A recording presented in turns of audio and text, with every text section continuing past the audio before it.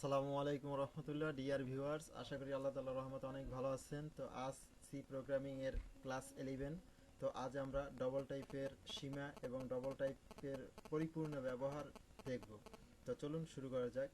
তো গত পর্বে আমরা এগুলো করেছিলাম, তো এগুলোকে আমরা কেটে দেই।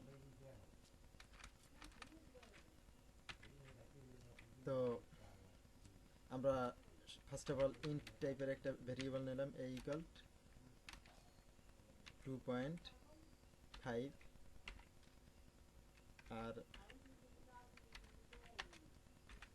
আর একটা ভেরিয়েবল নিলাম b ইকুয়াল 2.6। তো এটিকে যোগ করবে, এজন্য সাম নামের একটি ভেরিয়েবল নিলাম এবং এটাকে যোগ করার ব্যবস্থা করে দিলাম। তো এবার প্রিন্টএফ ফাংশন এ যেটা করবে,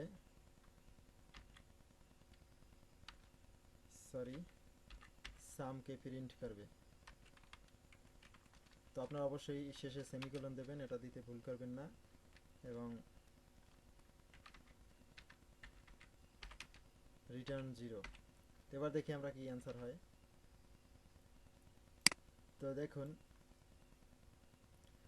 আমি কি দিয়েছিলাম, এ নামের একটা ভেরিয়েবল, এর ভিতরে 2.5 রেখেছি, এবং বি নামের আরেকটা ভেরিয়েবল, এর ভিতরে আমরা 2.6 রেখেছি। কিন্তু দুটাকে যখন আমরা যোগ করেছি তখন আমাদের 4 দেখাচ্ছে, অর্থাৎ আমাদের ডাটা টাইপ ইন্টিজার, এজন্য আমাদেরকে এই পূর্ণ সংখ্যা এবং এই পূর্ণ সংখ্যা অর্থাৎ 2 আর 2 যোগ করে 4 দেখাচ্ছে।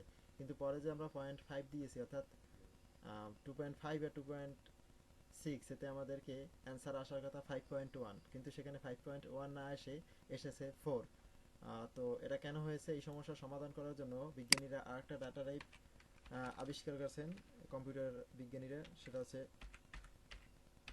ডাবল। তো আমরা যদি ডাটা টাইপ হিসেবে ডাবল নেই এবং এখানেও যদি আমরা ডাবল দেই, ডবল, এটা ডাবল না, এটা ডবল। তো যাই হোক, এখানে আবার লফ লিখতে হবে, ছোট হাতের এল এবং এফ, ছোট হাতের এল এবং ছোট হাতের এফ, এই দুটি লিখতে হবে। আর এই ডাবল টাইপের ডাটা টাইপ নেওয়ার সময় ছোট হাতের এল এবং ছোট হাতের এফ নিতে হবে পার্সেন্টেজের পর, না হলে এই ডাটা টাইপকে কম্পাইলার চিনবে না এবং এরর দেখাবে। আর যখন আপনারা ইন্টিজার নেবেন তখন আপনারা পার্সেন্টেজ ডি নেবেন, কিন্তু এখন নেবেন পার্সেন্টেজ লফ। তো আমরা এটাকে যদি রান করি,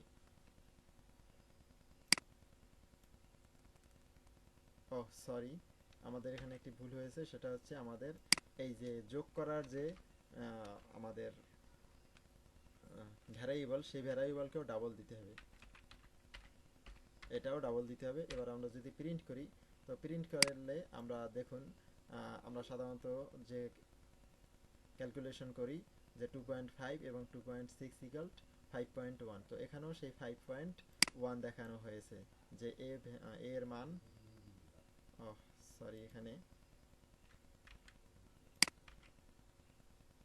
এখানে এ এর মান হবে না, এখানে হবে সাম। এখানে আপনি যাই লেখেন না কেন, কম্পাইলার বুঝে নেবে। এবার যদি আমরা রান করি, তো সাম ইকুয়াল 5.10000। তো দেখলেন তো যে ডাবল, এটি হচ্ছে দশমিক সংখ্যা পূর্ণ প্রিন্ট করার জন্য। তো এর মেমোরি কত, অর্থাৎ এ কত পরিমাণ জায়গা মেমোরি থেকে দখল করতে পারে, সেটা হচ্ছে 64 বিট জায়গা। তো এই 64 বিট জায়গা এই ডবল টাইপের ডাটা টাইপ এ ধারণ করতে পারে। এবং 64 বাইটকে যদি আমরা একটু ক্যালকুলেশন করি, তাহলে 2 টু দি পাওয়ার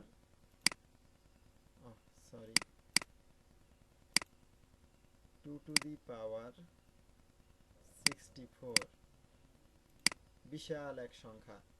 তো এতগুলো সংখ্যা ধারণ করতে পারে এই ডাবল টাইপের ডাটা টাইপ। তো আশা করি ডাবল টাইপের ডাটা টাইপ সম্পর্কে আপনারা বুঝে গেছেন। তো পরবর্তী টিউটোরিয়াল দেখার জন্য আমন্ত্রণ জানানো হলো। আসসালামু আলাইকুম রহমতুল্লাহ।